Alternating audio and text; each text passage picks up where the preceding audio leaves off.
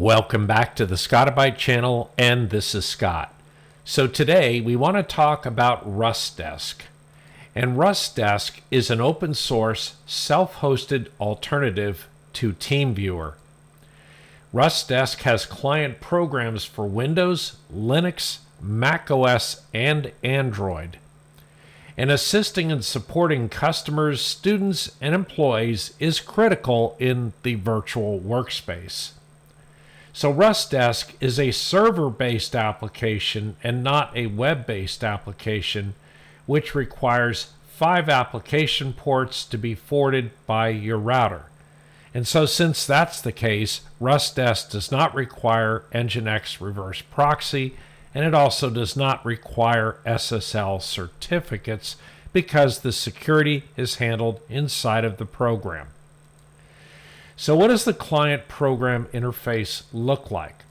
Well, in Teamviewer, we have this screen here, and it typically shows a user ID, which you provide to the person that you want to have control you, and a password that they can optionally enter, or you can authorize them in. And then if you want to control a remote computer, you simply ask them for their ID, and when they give you that, you can connect to them just the same way, except in reverse. So with Rustdesk, we have exactly the same kind of interface, and it works in exactly the same type of way, in that we have an ID, and then we have a password, and we also have a place to enter the remote ID of someone that we want to assist.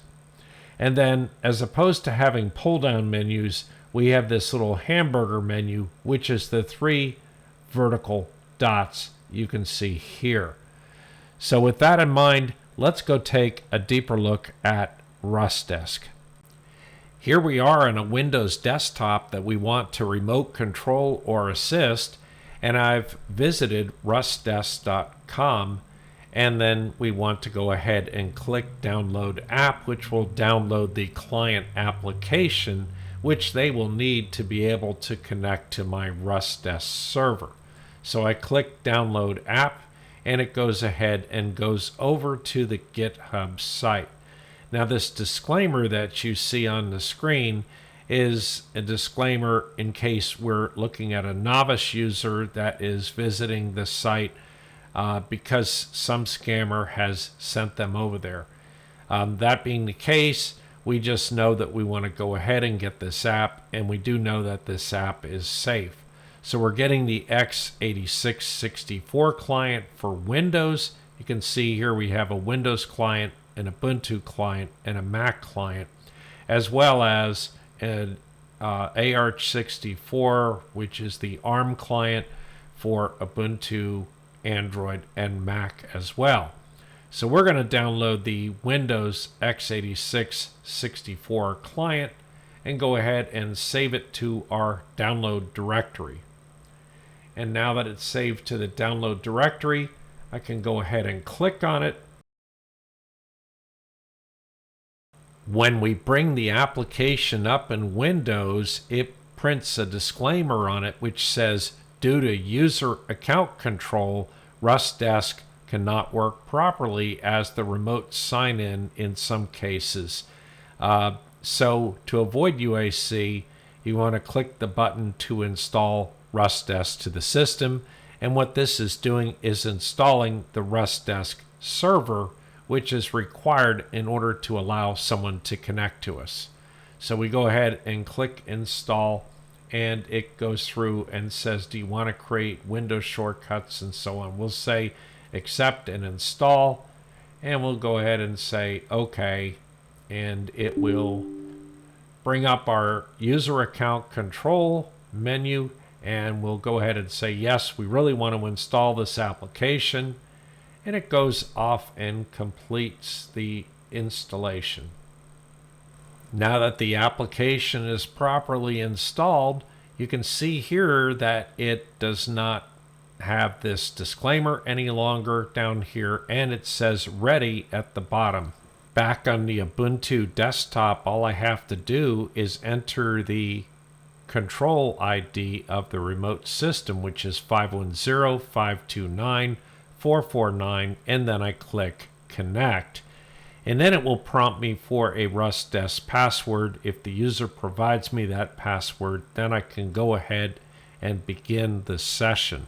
If the remote user has not provided me the password, they'll still get this pop-up screen that says that there is a request for remote control, and all they have to do is click on the accept. And back on the Ubuntu desktop, I can go ahead and make my viewer full screen, and at this particular point I am remote controlling that particular session. So I might minimize the Rustdesk interface, and I can continue on to do anything that I need to do in order to be able to run the remote session. And then when I'm done, I can go ahead and exit out of that session by hitting the X at the top of the screen, disconnecting from the session, and there we are back to my Ubuntu desktop and my Rustdesk client program. So let's go install Rustdesk. And since this channel covers so much about LXD, I'm in LXD dashboard here, and so I need a place to install my Rustdesk server. And I'm going to go into containers on this particular LXD server. I'm going to add a container, and I'm going to call this container Rustdesk. And then I'm just going to put something like remote control program as the description. And then I'm going to choose my image as Ubuntu 2204 with the Scott account. And then I'm going to come down here and specify auto start equals to true. I'll go ahead and set my CPU allowance at, say, 20%. And then we don't need too much memory for this program, but I'll go ahead and specify the memory as 2048 megabytes or 2 gigabytes. Go over to security, and I'll go ahead and set the security.nesting equals to true because we're going to be putting Docker inside of this LXD container. I'll go ahead and click OK, and it creates the container. I'm going to go over here to profiles, and I'm going to add my bridge profile to present this out onto my main LAN, and then I'll go ahead and start the container. So if you're curious about LXD and you've never used LXD containers before, be sure to watch my video entitled LXD Step by Step. Also watch my video entitled LXDware LXD Dashboard to learn about this GUI interface. And then I also have another video entitled LXD Configured Now What. As we've done many times before on the channel, I've installed SSH server, and I've SSH'd into that server. So I have here a LXD container that has the name of Rustdesk on it. And so the first thing I want to do is I want to go ahead and install Docker, and I'm going to use the Docker script from the Docker website, and I'm going to have to provide my sudo password, and it will go off and install Docker.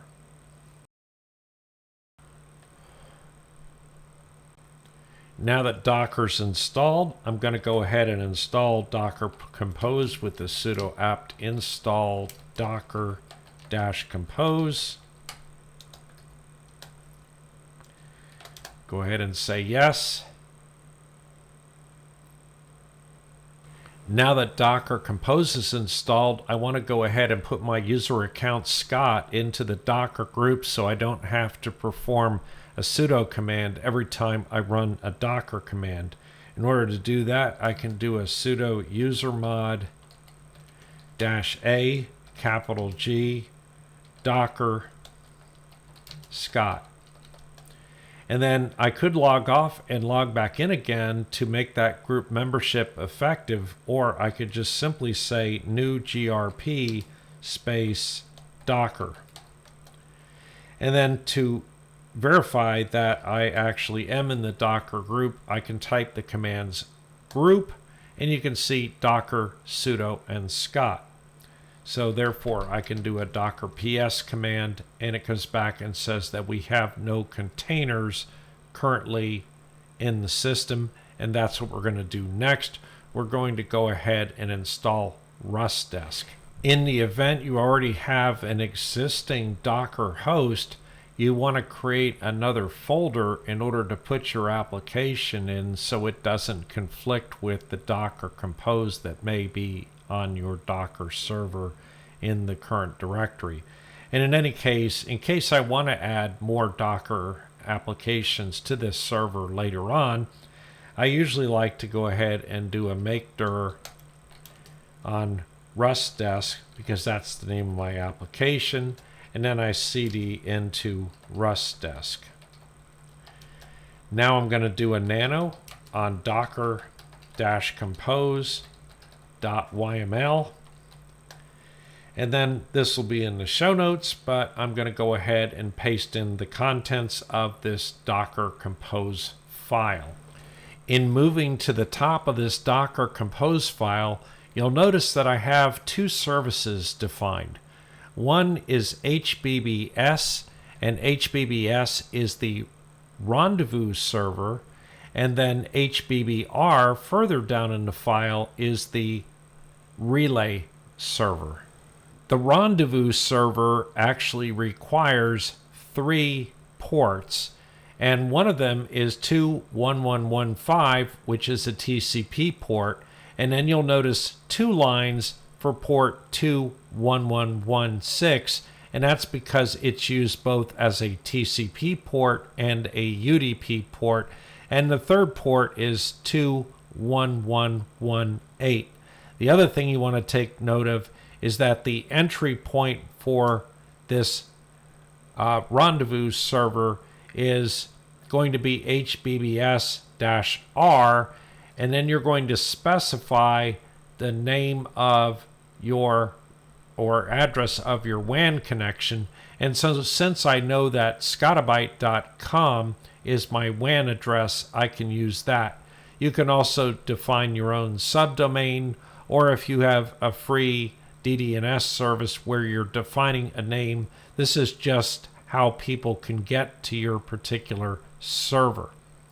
And then as we scroll down, the other thing that's important is ports 21117 and ports 21119, which are for the relay server, and those are both TCP ports. So assuming that you've made the change to your domain name or subdomain name, which is just simply a place to locate your Rustdesk server, then we can go ahead and do a Control-O and hit enter to write out the Docker Compose file, and a Control-X to exit the nano editor. The next step that you're going to want to take is to go into your router and establish the port forwards for the 5 ports. And one notable thing that I'd mentioned earlier is that the port forward for port 21116 is both a port forward for TCP and UDP. So basically, I listen on the outside for port 21116. When it hears traffic on that port number on my WAN connection, then it forwards that to the address of the Rustdesk server, which in my particular case is 192.168.80.240, which is my production server, and it forwards it to the same port number. And then the protocol is going to be both in this particular case. If I go back up into my port forward listings again, you can see that there are all 5 of the ports that we had mentioned earlier. Now that your port forwards have been defined, you want to do a docker space compose space up -d, which will go ahead and pull the containers as it's doing right here, and then start both the HBBR and the HBBS, and that's all there is to it. Now that the application is started, you can of course do a docker space compose space ps, and it will show you that we have both the HBBR and the HBBS applications running. At this point, do an ls, and we can see that we have an HBBR and an HBBS folder. Now we need to set up our server for communication, and the way we're going to do that is by going into the HBBS folder, and if you do an ls, you can cat out the public key.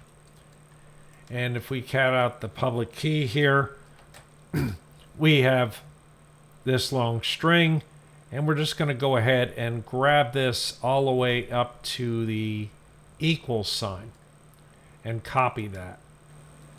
Now that we have that key, we want to go ahead and launch the client program, and we're going to go over to the settings screen. We go over to the settings screen, and you can do that one of two ways. You can click settings at the top here, or you can click the hamburger menu. We want to go down to the network at the left-hand side, and you'll remember that I set myself up as Scotti-BYTE.com, so you're going to put whatever domain name you have in here, and that's how other people on the internet will be able to contact your server. And then down here where it says key, that's where we want to go ahead and put that key in that we copied from up here.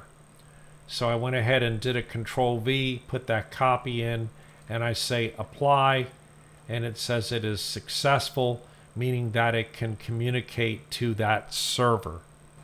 So the reason that we added the key in here is so that we would have encryption between the Rustdesk server and the client.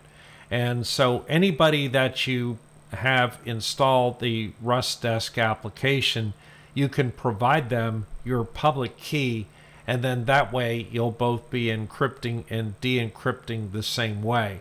And there's no problem with providing them the public key, you just don't provide them the private key. So in summary, Rustdesk runs as a Docker application with two parts, a rendezvous server and a relay server. And users simply use a Rustdesk client configured to use the server. And Rustdesk does not require reverse proxy or SSL because it is not a web application. And Rustdesk uses a domain name just to locate your server. And Rustdesk is a reliable, private, open source, self-hosted alternative to Teamviewer.